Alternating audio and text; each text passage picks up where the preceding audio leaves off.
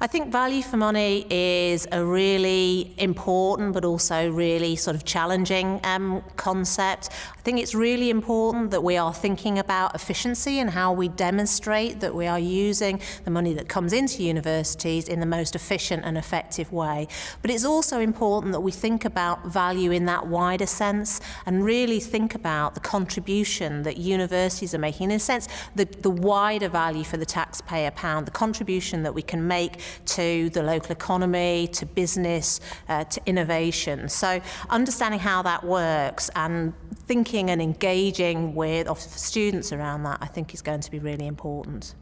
I think that value for money from a student perspective and value for money from an efficiency perspective are two quite distinct things, and they may overlap, but they may not. And I'm not sure it's that helpful that they're the way that the term's being used at the moment in different ways.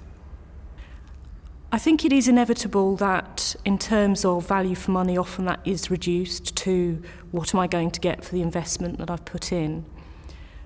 But it's very hard, I think, for an 18-year-old or indeed a recent graduate to immediately quantify the value that they've got from their education.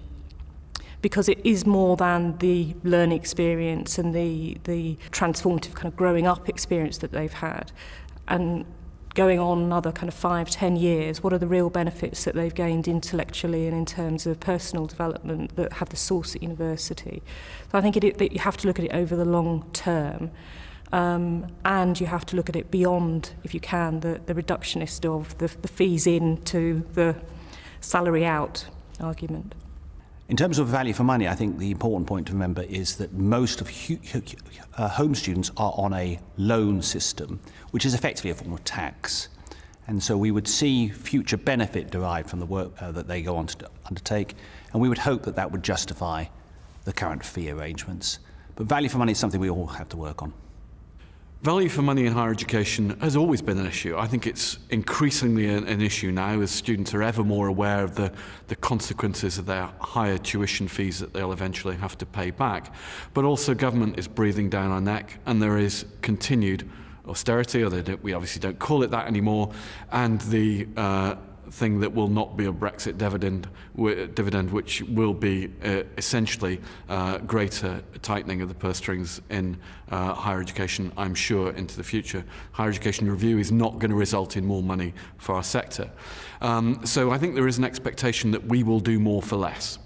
And we collectively, as institutions, have a responsibility, I think, to respond to that agenda, but individually, each institution has to find ways to save money and to also make more money to continue investment. And that's right and proper in terms of providing the best experience for our students, but also absolutely necessary to secure the long-term sustainability of our institutions. So it's a real agenda, it's one we all have to face up to, but it's going to be tough in the years ahead.